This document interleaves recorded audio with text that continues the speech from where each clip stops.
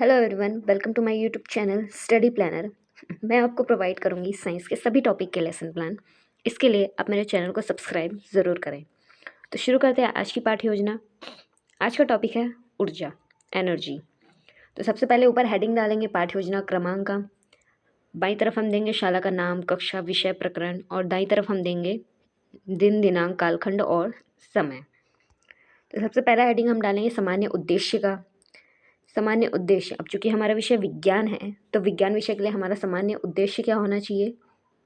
छात्रों में वैज्ञानिक दृष्टिकोण का विकास करना, छात्रों में विज्ञान के प्रति रुचि उत्पन्न करना, छात्रों में प्रयोगात्मक व निरीक्षण शक्ति का विकास करना, छात्रों में वैज्ञानिक अनुशासन का विकास करना, छात्रों में विज्ञान संबंधी अंधविश्वासों को दूर करना। इसके बाद आता है विशिष्ट उद्देश्य। विशिष्ट उद्देश्य में पहला है ज्ञानात्मक। इसमें हम लिखेंगे छात्रों को ऊर्जा व उसके प्रकारों के बारे में जानकारी प्रदान करना। दूसरा आता है अवबोधात्मक। तो इसमें हम लिखेंगे छात्र ऊर्जा की खोज व उनके उपयोग को समझ जाएंगे। और तीसरा आता है प्रयोगात्मक। इसमें हम लिखेंगे छात्र दैनिक जीवन में उपयोग में आने वाले ऊर्जा के विभिन्न रूपों को प्रस्तुत कर सकेंगे। फिर आता है सहायक शिक्षण सामग्री, जिसमें पहला है परंपरागत शिक्षण सामग्री, जिसमें आएगा चौक, डस्टर, संकेतक, श्यामपट्ट। इन सभी का यूज़ हम जनरली क्लासरूम में करते ही हैं। और दूसरा आएगा नवीन शिक्षण सामग्री, जो हमारे टॉपिक से रिलेटेड होगा। उससे रिलेटेड जो हम शिक्षण सामग्री लेके जा रहे हैं उसे हम यहाँ पर लिखेंगे। तो यहाँ पर हम ले रहे हैं चार्ट। फिर आता है पूर्व ज्ञान। पूर्व ज्ञान में हम लिखेंगे छात्र ऊर्जा के बारे में सामान्य जानकारी रखते हैं। फिर आता है प्रस्तावना प्रश्न। प्रस्तावना में हम बच्चों से प्रश्न करते हैं जो उनके पूर्व ज्ञान से संबंधित रहता है, और उनके पूर्व ज्ञान को लेते हुए हम उन्हें अपने मेन टॉपिक तक लेकर आते हैं। तो इसे हम 3 पार्ट में बांटेंगे, क्रमांक, छात्र अध्यापिका कार्य, छात्र कार्य। तो पहला प्रश्न हम बच्चों से करेंगे, बच्चों जब हम ज़्यादा काम कर लेते हैं तो हमें कैसा महसूस होता है? तो बच्चे बताएंगे थकान व भूख लगती है। तो दूसरा प्रश्न हम करेंगे, बच्चों जब हमें भूख लगती है तो हम क्या करते हैं? बच्चे बताएंगे हम भोजन करते हैं। फिर तीसरा प्रश्न हम करेंगे भोजन से हमें क्या मिलता है? बच्चे बताएंगे ऊर्जा मिलती है। फिर चौथा प्रश्न हम करेंगे ऊर्जा को समझाइए। तो ये बच्चों का समस्यात्मक प्रश्न होगा, और यहीं से शुरू होगा हमारा उद्देश्य कथन। तो उद्देश्य कथन में हम लिखेंगे बच्चों आज हम ऊर्जा के बारे में विस्तार से अध्ययन करेंगे। फिर आता है शिक्षण विधि।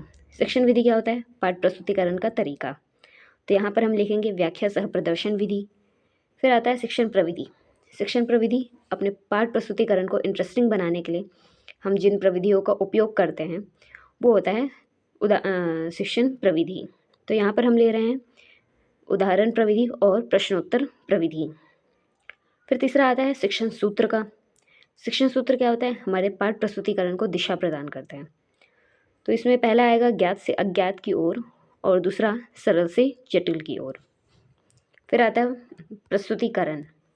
प्रस्तुतिकरण को हम 5 भाग में बांटेंगे, क्रमांक, शिक्षण बिंदु, छात्र अध्यापिका कार्य, छात्र कार्य और श्यामपट्ट कार्य।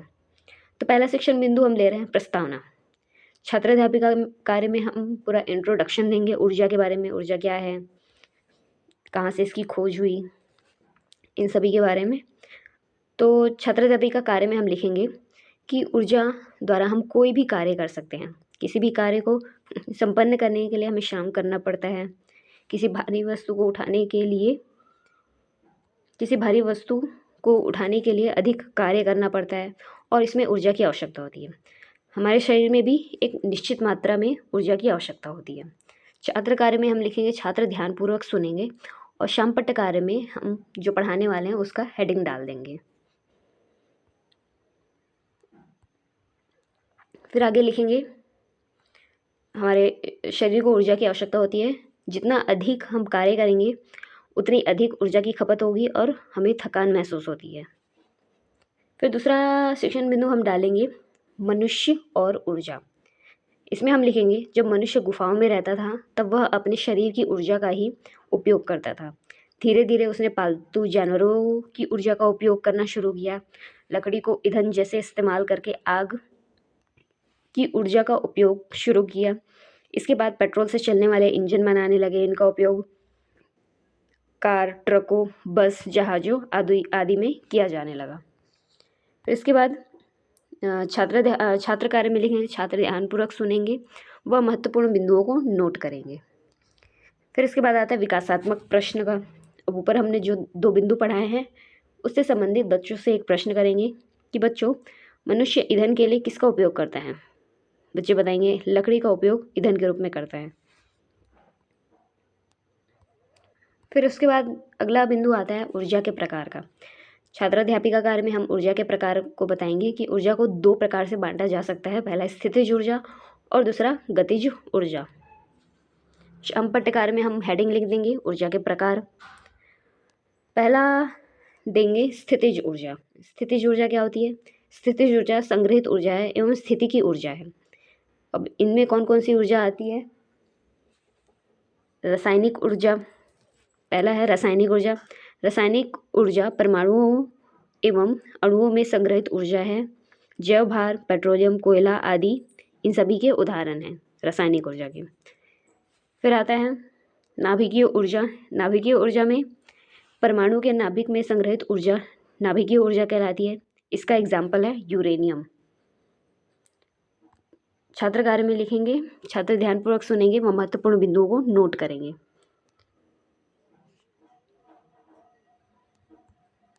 फिर अगला आता है संग्रहित यांत्रिक ऊर्जा। संग्रहित यांत्रिक ऊर्जा में वस्तुओं में बल के प्रयोग के परिणाम स्वरूप संग्रहित ऊर्जा संग्रहित यांत्रिक ऊर्जा है। इसमें जैसे स्प्रिंग आते हैं, तने हुए धागे आते हैं, वो संग्रहित यांत्रिक ऊर्जा में आते हैं। इसके एग्जाम्पल है। फिर आता है दूसरा टाइप जो है वो है गतिज ऊर्जा। गतिज ऊर्जा क्या है? गतिज ऊर्जा कण में गति के कारण बनी ऊर्जा है। यह तरंगों, इलेक्ट्रॉन्स, अणुओं व परमाणुओं की गति है।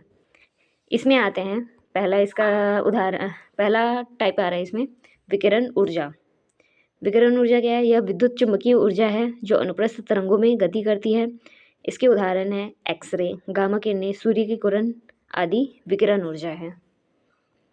फिर आता है गति ऊर्जा। गति ऊर्जा में किसी वस्तु अथवा पदार्थ की एक स्थान से दूसरे स्थान पर चलना गति होती है और इसका उपयोग हम गति ऊर्जा के लिए कर सकते हैं। इसमें आता है जैसे पवन चक्की हो गया, ये गति ऊर्जा का उदाहरण है। इसके उदाहरण दिए हैं जैसे पवन, जल की गति, ये सभी गति ऊर्जा के उदाहरण हैं। फिर आता है तापीय ऊर्जा। तापीय ऊर्जा पदार्थ की आंतरिक ऊर्जा है। यह पदार्थ के भीतर परमाणुओं व अणुओं के कंपन व गति है। उदाहरण भूतापीय ऊर्जा और तापीय ऊर्जा। छात्र कार्य में हम लिखेंगे छात्र ध्यानपूर्वक सुनेंगे व महत्वपूर्ण बिंदुओं को नोट करेंगे। फिर आता है विद्युत ऊर्जा। विद्युत ऊर्जा में क्या आएगा? बिजली का चमकना एवं विद्युत, ये सभी विद्युत ऊर्जा के उदाहरण हैं। इसमें इलेक्ट्रॉन की गति होती है। फिर आता है बोध प्रश्न। बोध प्रश्न को हम 3 भाग में बांटेंगे, क्रमांक, छात्र अध्यापिका कार्य और छात्र कार्य। तो पहला प्रश्न हम बच्चों से करेंगे ऊर्जा कितने प्रकार के होते हैं? बच्चे बताएंगे 2 प्रकार के, स्थितिज ऊर्जा और गतिज ऊर्जा। दूसरा है स्थितिज ऊर्जा के उदाहरण बताइए। बच्चे बताएंगे रासायनिक ऊर्जा, नाभिकीय ऊर्जा, संग्रहित यांत्रिक ऊर्जा। तीसरा है गतिज ऊर्जा क्या है? यह कण में गति के कारण बनी ऊर्जा है। फिर आता है पुनरावृत्ति प्रश्न। पुनरावृत्ति प्रश्न कौन कौन से हैं? ऊर्जा क्या है समझाइए। दूसरा है मनुष्य पेट्रोल, जीवाश्म ईंधन का उपयोग किस लिए करता है। तीसरा प्रश्न है स्थितिज ऊर्जा क्या है। चौथा है गतिज ऊर्जा के उदाहरण दीजिए। फिर उसके बाद आता है प्रयोग। प्रयोग में पहला है कक्षा कार्य। कक्षा कार्य में हम बच्चों को देंगे सही जोड़ी बनाने के लिए। एक तरफ हम लिखेंगे रासायनिक ऊर्जा, विकिरण ऊर्जा, तापीय ऊर्जा, नाभिकीय ऊर्जा, यानी जितनी भी ऊर्जा है उनको एक तरफ दे देंगे और इन सभी और दूसरी तरफ उनके उदाहरण दे देंगे। तो दूसरी तरफ हम लिख रहे हैं भूतापीय ऊर्जा, पेट्रोल, कोयला, यूरेनियम, सूर्य ऊर्जा और एक्सरे। फिर आता है गृह कार्य। बच्चों को करने के लिए गृह कार्य देंगे। तो इसमें हम देंगे कि ऊर्जा व उनके प्रकार को विस्तार से समझाइए।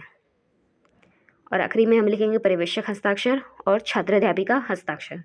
तो ये था एनर्जी के लिए पूरा एक लेसन प्लान। वीडियो पसंद आया हो तो लाइक ज़रूर करें। Thank you.